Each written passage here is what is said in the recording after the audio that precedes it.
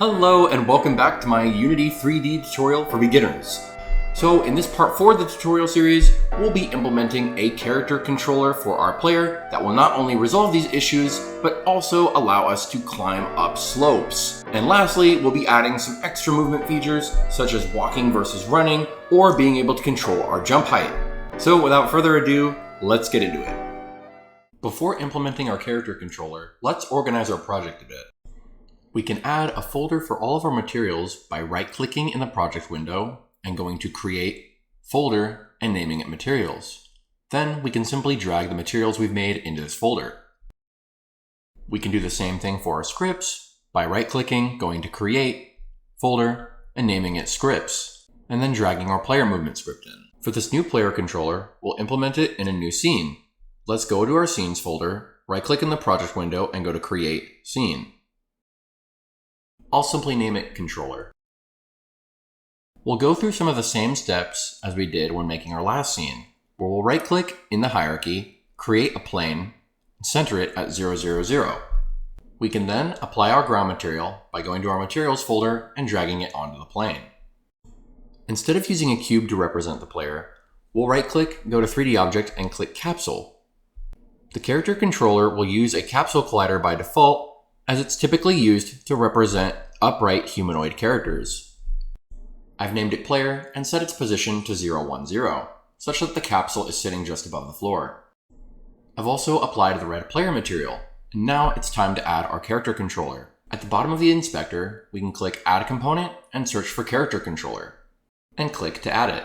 As I mentioned earlier, the controller has its own collider, so we can right-click on the capsule collider and click Remove Component. Now we can start writing our player controller script. Let's go into the scripts folder, right-click, create, new C# script, and name it player controller. Similarly to our original player script, we can define some public variables, including walk speed, gravity, and jump height, each with some default values. We will again use the boolean isGrounded, and this time we'll use a variable to store a reference to our character controller called controller. Any variables used only for computation may be left as private, and that'll include a float for the vertical velocity. Within the start method, we'll initialize our controller by using getComponent character controller. This will allow us to obtain a reference to the player's character controller component without using a public variable, and having to drag in the reference in the editor. One of the reasons to use the character controller component is that it has its own isGrounded attribute. This will prevent us from having to reinvent the wheel and make our own ground collision detection. Similarly to our first script, we'll obtain the horizontal movement input from the player using input.getAxisRaw and the unit vectors for right and forward. This will produce a movement vector in one of 8 horizontal directions. When the player is grounded, there will be 2 scenarios. If the player is inputting jump with the spacebar, we'll set the vertical velocity to the same calculation we used last time, the square root of -2 times gravity times the jump height. If the player is on the ground and not jumping, we'll set the vertical velocity to some negative number. This will make sure that the player sticks to the ground even when traveling downhill. Since the player now is using a character controller instead of a rigid body, we'll have to implement the acceleration due to gravity ourselves. Else, meaning if the player is not grounded, we can simply add gravity to the vertical every frame. Since we're adding a cumulative value every frame, we have to multiply by time.delta in order to accommodate for changes in frame rate. Finally, we can put the horizontal and vertical components together. We'll declare a vector 3 called velocity. First, we have our player input vector, scaled by our walk speed. In 3D space, these 8 vectors represent the 8 possible values for our player movement input vector. Because the diagonal vectors are a result of adding the forward, left, back, or right vectors, they have a greater magnitude, or are longer. This means that the player is currently able to travel faster while moving diagonally. In order to fix this, we can set the length of the movement vector to always equal 1 with .normalize. In order to add our vertical velocity, which is a float, we'll have to multiply it by a vector to give it direction, in this case, the up unit vector. Finally, we can use the built-in method for our character controller called move.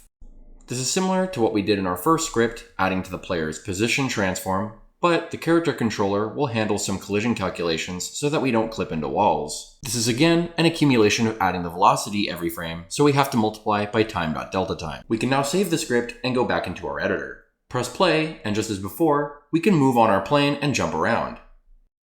The other nice thing about the character controller is that it allows us to go up inclines. The player can traverse the incline on the right, however, the plane on the left is too steep. We can set how steep the player can climb by going to the character controller component and adjusting the slope limit. As I mentioned earlier, the character controller component will prevent our player from clipping into walls, and will also allow the player to jump off of any non-vertical surface. This prevents us from having to set up any kind of ground layer. Let's say we want to give our player the freedom to either walk or run.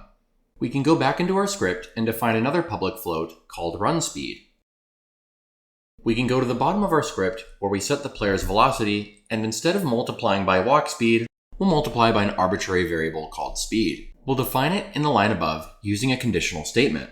Since input.getKeyDown gives us a Boolean true or false value, we can use that true or false to determine what the speed will be. If the player is pressing left shift, we'll set the speed to the run speed.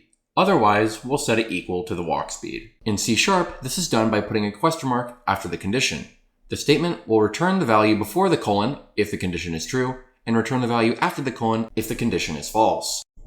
This helps save us from having to write extra lines of code with an if-else statement. In the statement below, where we determine our velocity, we'll multiply by speed instead of the walk speed. If we save the script and test play our scene again, you can see that when holding shift, it allows our player to move faster.